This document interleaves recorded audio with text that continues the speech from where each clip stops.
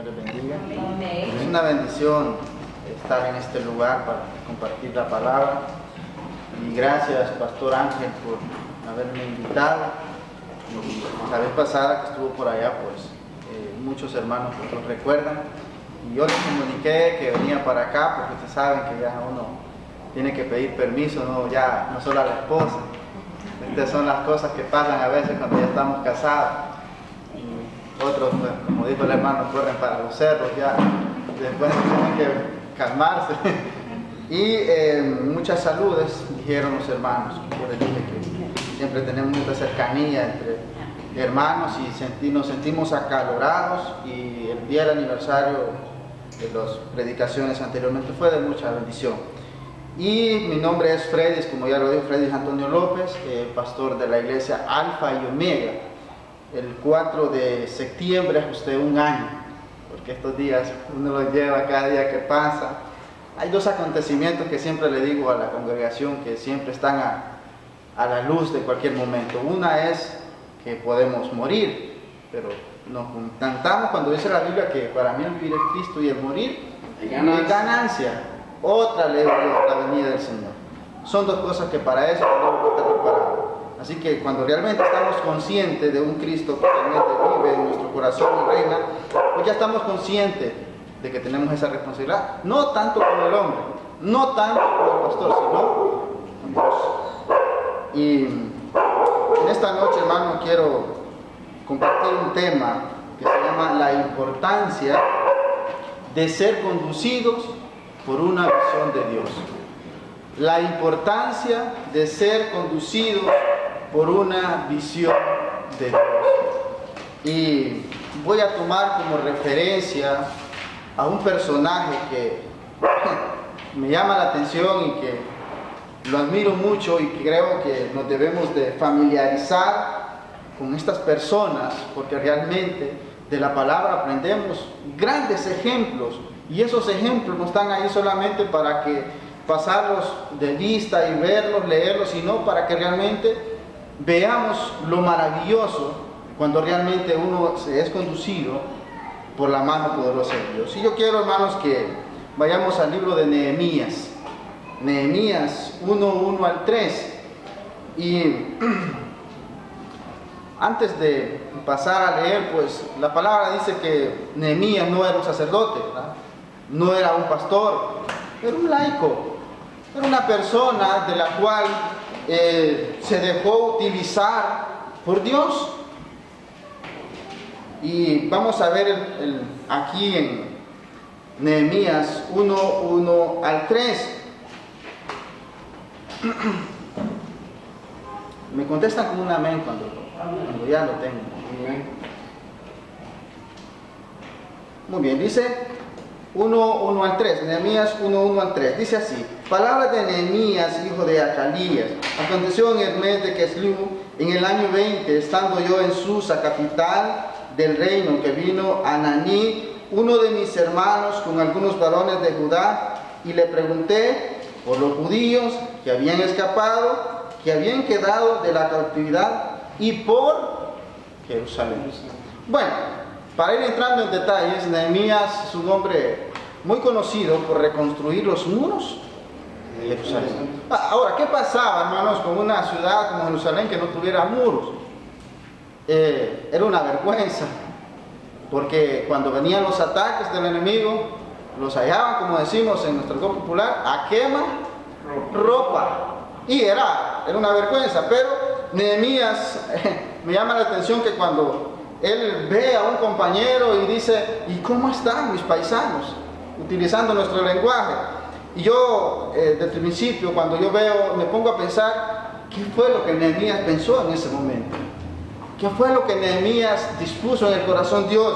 Ahora, vamos a ver tres cosas respecto a esta visión que Nehemías presentó a Dios y que con la ayuda y la fortaleza de Dios se llevó a cabo.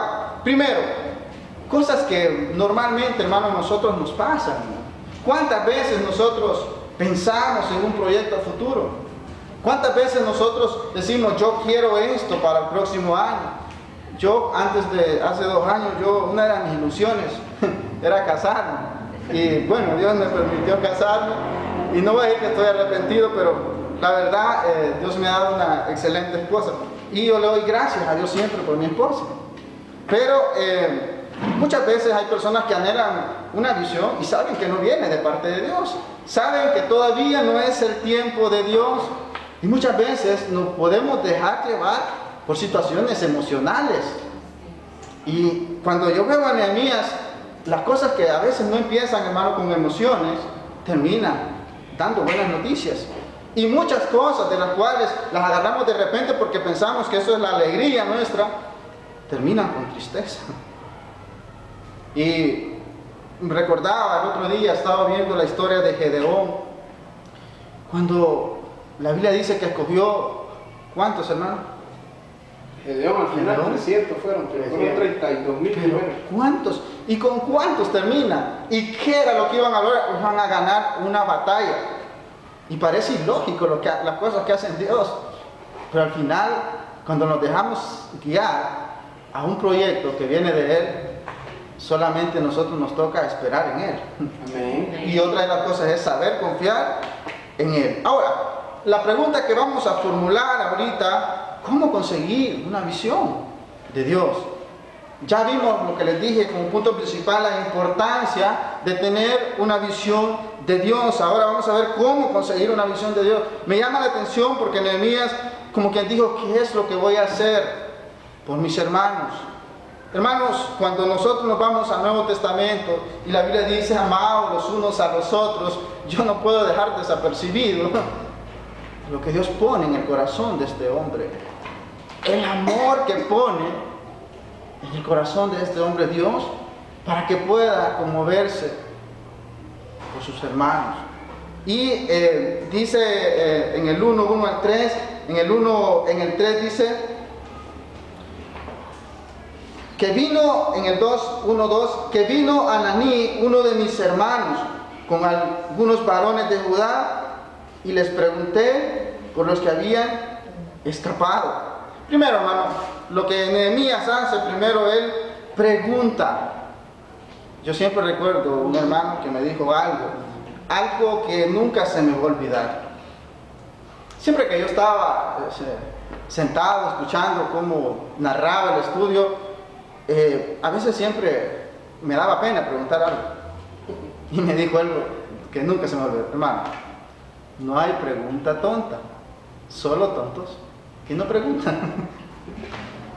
Y cuando mira a Nehemías, yo me imagino que alguien venía derrotado, venía preocupado, frustrado, y Nehemías, me imagino que lo observa, y no puedo describirlo más allá de la Biblia, pero con lo que aquí veo, él lo vio como inquieto.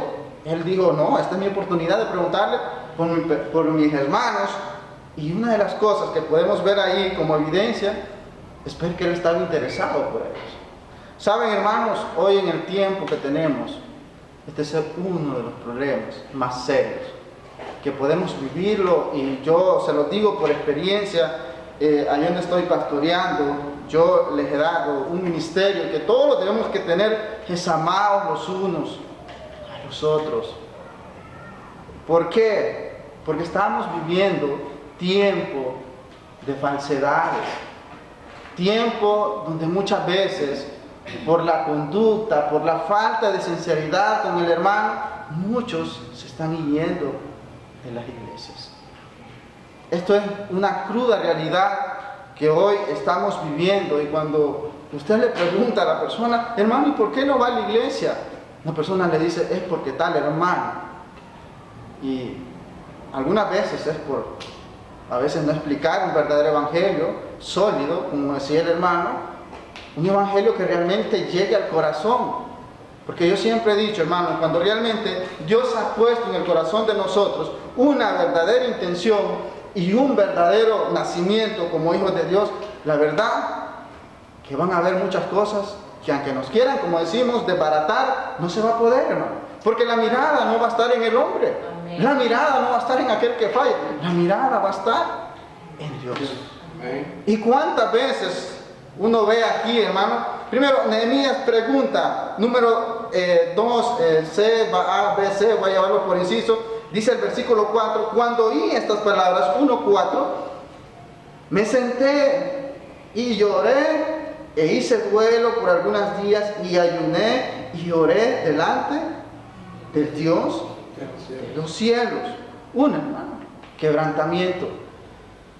Cuando a veces yo me he dado una vueltecita por el hospital, cuando a veces yo me he dado una vueltecita allá por el centro penal, hay unas cosas, hermano, que de veras se siente conmovido.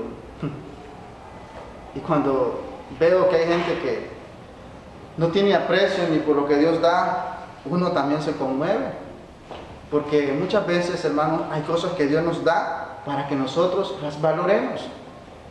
Porque si en lo poco le somos fieles, Él en lo mucho nos pondrá. Versículo 5. Y dijo, te ruego, oh Jehová, Dios de los cielos fuertes, grande y temible, que guarde el pacto y la misericordia a los que le aman y guardan sus mandamientos. ¿En quién había confiado Nehemías? ¿En quién había puesto su fe? ¿A quién estaba rogándole? Aquel que ya le había prometido, y aquel que nos ha prometido a nosotros que Él nunca nos dejará ni tampoco nos desamparará.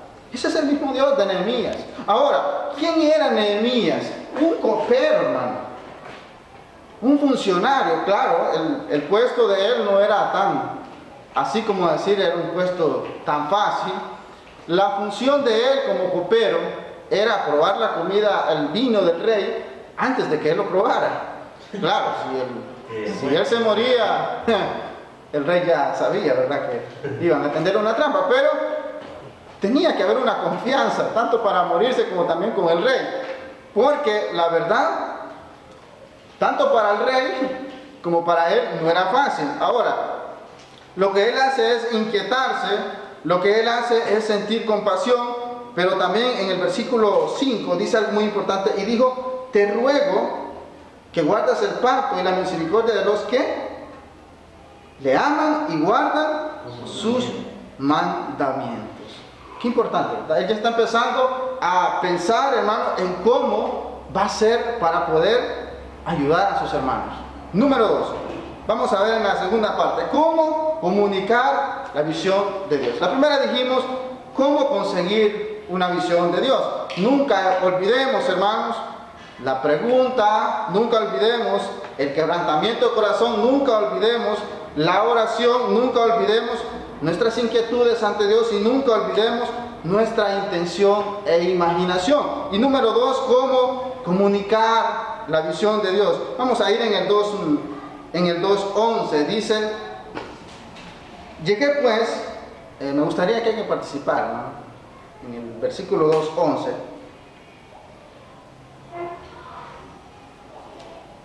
¿Alguien voluntario? Nehemías 2:11. Versículo 2, capítulo 2, versículo 11. Amén. Llegué pues a Jerusalén y después de estar ahí 3 días me levanté de noche, yo y unos pocos varones conmigo, y no declaré a hombre alguno lo que Dios había puesto en mi corazón que hiciese en Jerusalén, ni había cabalgaduras conmigo, excepto la única en que yo cabalgaba. Amén.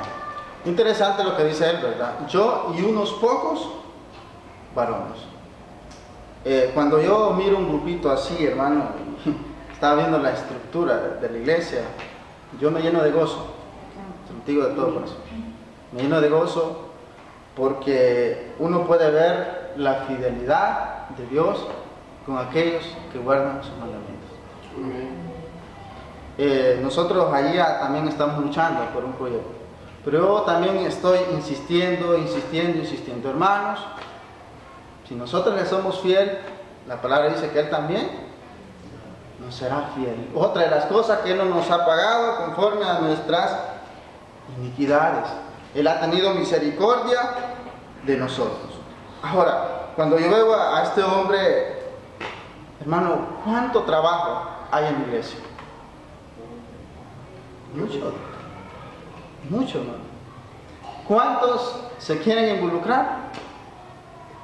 Yo estaba alegre porque cuando llegué miraba a 60 personas.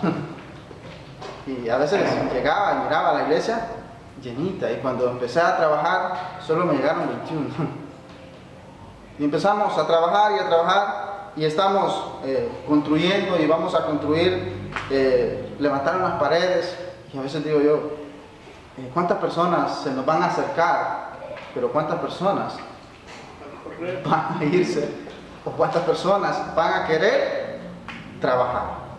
Ahora, hermanos, hay cosas que me llaman la atención. Y una de ellas, hermano, no sé ustedes, pero en el caso mío, yo he escuchado a la mayoría de las personas decir lo siguiente: es que ese es el trabajo del pastor. ¿Ustedes saben cuál es el trabajo del pastor? El pastor es predicar y enseñar la palabra. Es que es una palabra. Hay dos ministerios muy importantes. Ahora, recapitulando, ¿quién era Nehemías? El copero del rey. Era un copero. Era una persona que motivó a otros. Qué bueno es identificarse con Nehemías. Qué bueno es decirle a otro hermano: mira, hermano, esto no es para el pastor. Esto es para nosotros, para motivarnos, para llevar este proyecto, para conducir a lo que el pastor dijo que quería y se lo está presentando en las manos de Dios. Yo recuerdo una hermana que en cierta ocasión estaba inaugurando el edificio de la iglesia, y ella dijo, pasó un joven a decir: hermanos y hermanas, cuánto me hubiera gustado que el pastor que murió hace 5 años hubiera visto todo esto, estas paredes hermosas, este piso tan relumbrante. Y empezó a describir todo aquello. Y se paró la esposa del hermano y le dijo: hermano, discúlpeles, él ya lo había visto. Quien no lo había visto, le dice, era usted. Hermanos, siempre tenemos que hacernos nuestras interrogantes cuando realmente nosotros vamos a compartir con otros el proyecto de Dios. Hay mucho de qué hablar, hay mucho de qué compartir. Y muchas veces, hermano, es bueno sentir la motivación cuando realmente sabemos que los planes son de Dios. Creo, hermanos, que cuando yo veo esto, y el otro día conversaba con mis hermanos, les decía a 4, ¿cuántos les parece lo que habla Nehemías? ¿Cuántos queremos hacer lo que hace Nehemías? Y esto es una motivación para todos, hermanos. Yo cuando miro personas que son motivantes, que son personas que están ahí a la par, yo solo me acuerdo de Nehemías. Y eso a uno lo motiva como pastor. Ahora, una de las cosas, hermano, que es clave en estos proyectos, hermano, como iglesia, es exponer a ver a otros las necesidades de la iglesia. ¿Sabe? En cierta ocasión yo miraba un programa cómico que es del Chavo del Ocho.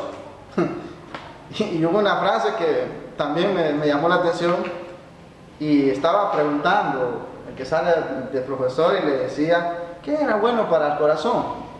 Entonces dijo una de las que aparece de alumno, y dijo: apagar la luz. Y entonces dijo: ¿y qué tiene que ver alguien que padece del corazón con apagar la luz? Entonces ahí dijo ella: ojos que no ven, corazón que no siente. ¿Cuántas necesidades, hermano? Yo siento, hermano, que cuando vine hace un mes, ¿cuánto hace? Mes y medio, 2 meses. Vi, y yo le decía a mi esposa, me animo mucho cuando veo el proyecto que están impulsando nuestros hermanos. Créalo que siempre, cuando vine aquí, entré, me emocioné, hermano. Me emocioné y realmente digo: qué maravilloso es Dios. Qué maravilloso es Dios. Y cosas grandes, ¿verdad? Cuando realmente se ponen en toda la mano de Dios, cosas grandes vienen. 2:17. Ya vemos que Nehemías, para comunicar, expuso a otros lo que quería hacer respecto a la reconstrucción de los muros. El 2:17 dice lo siguiente: les dije, pues vosotros veis el mal en que estamos. El 2:17, hermano. Que Jerusalén está desierta y sus puertas consumidas por el fuego. Venid, edifiquemos el muro de Jerusalén y no estemos más en oprobio. Nehemías no solamente les expuso, Nehemías también les habló para que se involucraran. Yo nunca voy a olvidar el mensaje de nuestro hermano cuando estuvo por allá acerca de las ovejas. En este lugar, hermano, realmente, hermano, todos tenemos que hacer algo. Todos tenemos que dar algo. Todos tenemos que dar fruto. Todos tenemos que tener una iniciativa para Dios. Amén. Hoy, hermano, yo cuando miro muchas iglesias llenas, yo no me alegro, hermano, porque ya he visto cómo es este rollo. No me alegro, créanme. Y cuando yo miro cuando Jesús empezó, ¿y con cuántos? Al final terminó. Y a veces, hermano, cuando yo le comentaba al pastor que cuando yo llegué, todo parece una luna de miel. La gente no haya que hacer con uno. Pero ya cuando ya lleva 1 o 2 años, ya empiezan a ver los defectos a uno y es muy normal que le vayan a ver los defectos. Una, porque uno no es perfecto. Una, porque sabe que muchas veces las intenciones, muchas veces que quieren llevarlas emocionalmente, uno no las va a compartir si de acuerdo, uno las lleva de acuerdo a la palabra. Y a veces yo me he enfrentado con personas diciendo, hermano, ¿es que usted cree que usted manda ahí? Mi respuesta, no mando yo, manda la palabra de Dios. Porque yo no estoy sujeto a mí, estoy sujeto a la palabra de Dios. Y esto, hermano, es lo que veo en el 18, dice, en el 2:18, entonces les declaré cómo la mano de Dios había sido buena sobre mí, asimismo las palabras que el rey me había dicho, y dijeron, levantémonos y edifiquemos. Así esforzaron sus manos para bien. Una de las cosas, hermanos, que hay que reconocer es si lo que realmente estamos visionando viene de Dios. Cuando decía alguien que alguien se quería casar, pues yo me alegro. Yo me alegro, pero la visión viene ¿de dónde? De Dios, hermano. Quiero decirles que este es uno de los pasos que a veces es bien complicado. Es bien complicado. Yo, antes de casarme, oraba, y es unas oraciones que uno, cuando está en el ministerio, cuando está en el cristianismo, hermano, uno debe de buscar la sinceridad con Dios, porque si le somos sinceros con Dios, vamos a ser sinceros con el hermano, vamos a ser sinceros con la novia, con nuestra esposa y con nuestra familia, lo que esté alrededor. Entonces es una de las cosas, hermano, poner en manos de Dios y reconocer si la visión viene de Dios. Y hay algo que un profeta hizo, que es Habacuc 2:2. Vamos a ir a Habacuc, hermano, algo que a mí me impacta, por ejemplo, porque muchas veces nosotros pensamos y hacemos, pero muchas veces no la llevamos más allá de esta visión.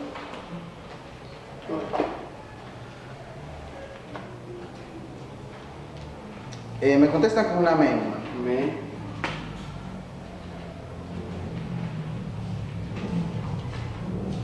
Dice capítulo 2, versículo 2. Y Jehová me respondió y dijo, escribe la visión y declárala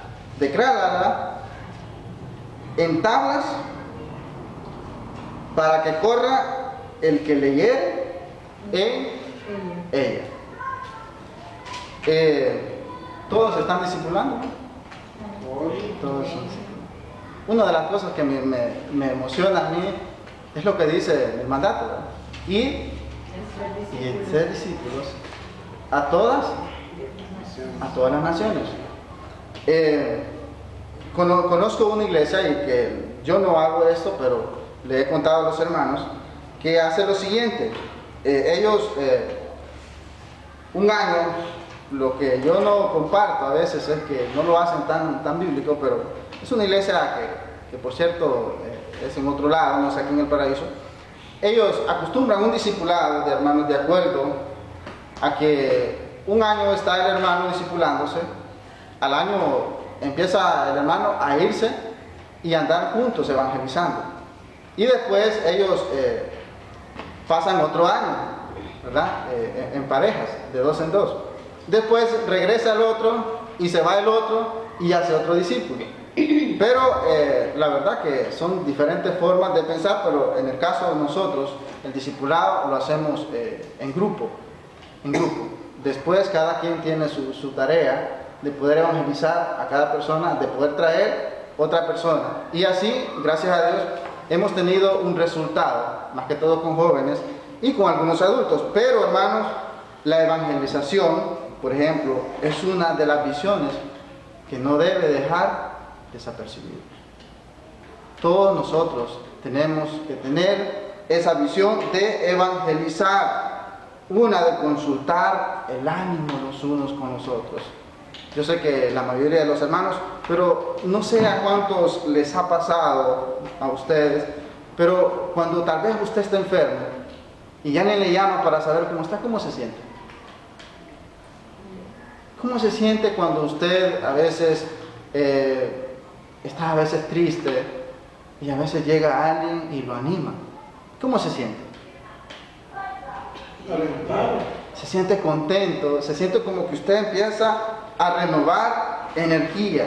Es una de las cosas, hermanos, que uno debe no solamente describirlas, sino también de declarárselas a otro, porque también es parte de la visión que Dios nos ha dado. Y número 3, hermanos, ya para ir casi cerrando, cómo convertir en realidad la visión de Dios.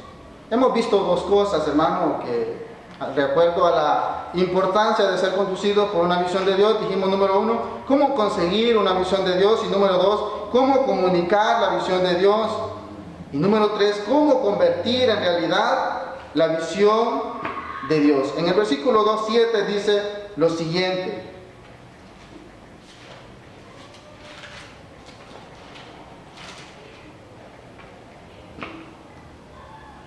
tenemos el versículo 2:7, hermano.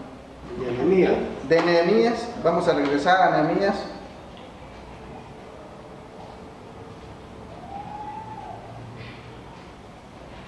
Me contestan con un amén, si ya lo tienen. Dice así: además dije al rey, si le place al rey, que se me den cartas para los gobernadores al otro lado del río, para que franqueen el paso hasta que llegue a Judá, y carta para Asaf, guarda del bosque del rey, para que me dé madera para enmaderar las puertas del palacio, de la casa, y para el muro de la ciudad y la casa en que yo estaré. Y me lo concedió el rey según la benéfica mano de mi Dios sobre mí. ¿Qué había hecho antes Nehemías, antes de hacer esta petición? ¿Se acuerdan? Él había ayunado y había orado. A veces, hermanos, vamos a veces a querer cosas, hermanos, y nos vamos a sentir que lo vamos a poder hacer, pero hay algo, hermano, que siempre debemos de recordar: estar consciente, estar convencido del potencial que nosotros tenemos. Muchas veces, hermano, oye, miren, yo les voy a contar una experiencia. Por 5 años, hermano, estuve ligado a un préstamo. Y por varios meses yo sufrí y lloré amargamente. Muchas veces, hermano, por no saber calcular las cosas. A veces uno se siente motivado, emocionado. Y créanlo, hermano, que a veces cuando uno no consulta a Dios, tal vez ora y a veces hay cosas que le salen fácil y dice esto viene de parte de Dios, pero cuando a veces uno no está consciente a qué lío se va a meter, lleva unos buenos fracasos, hermano. Y yo recuerdo que muchas veces me sentí desesperado. Muchas veces no hallaba qué hacer. Y yo solo me recuerdo de esto. No estaba convencido de mi potencial. Todavía yo no estaba seguro a qué lío me había metido. Pero cuando a veces uno, hermano, va a hacer la obra para Dios, uno nunca debe dejar desapercibido estas dos cosas que hizo Nehemías. Dijimos, oró y también ayunó.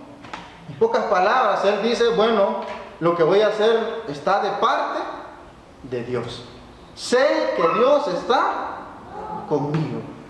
¿Y cómo se siente cuando usted expresa de su boca estas palabras? Cuando usted dice, sé que Dios está conmigo, uno está dando una certeza de lo que realmente uno va a hacer.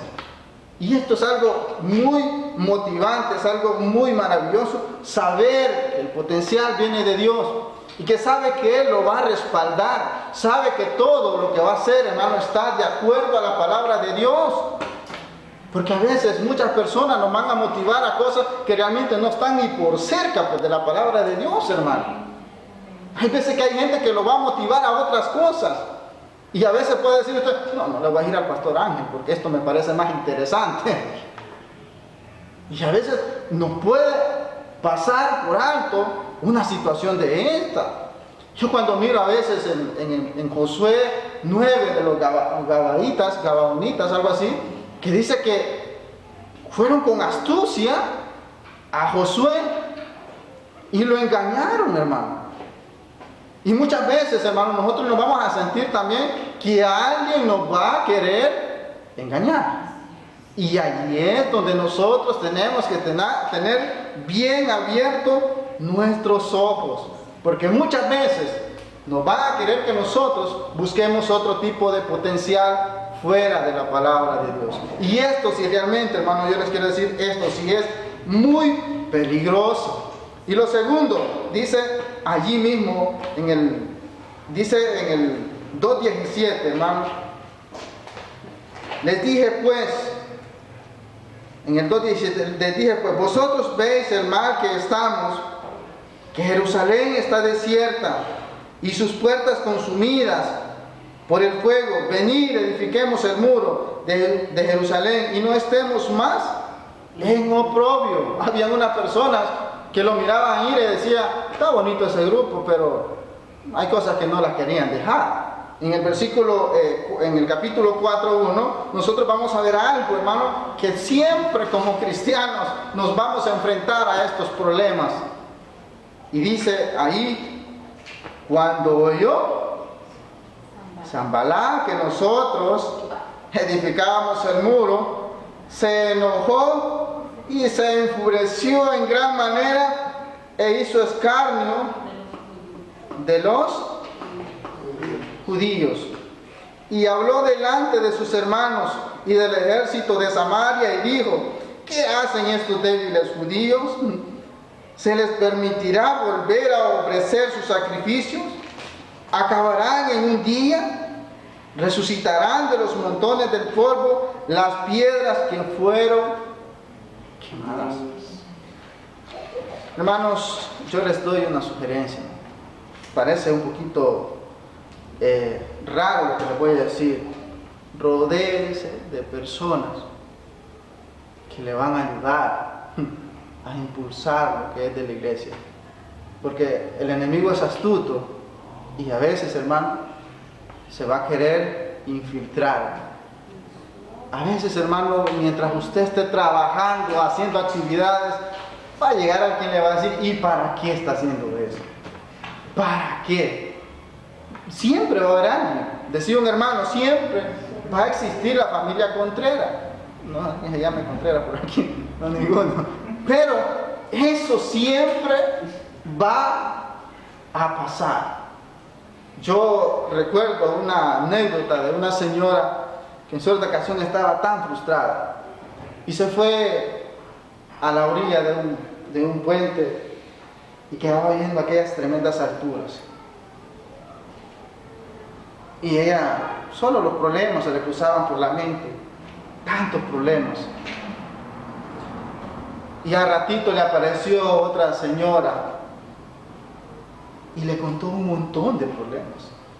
¿Y sabe qué hicieron? Se tiraron las dos del puente.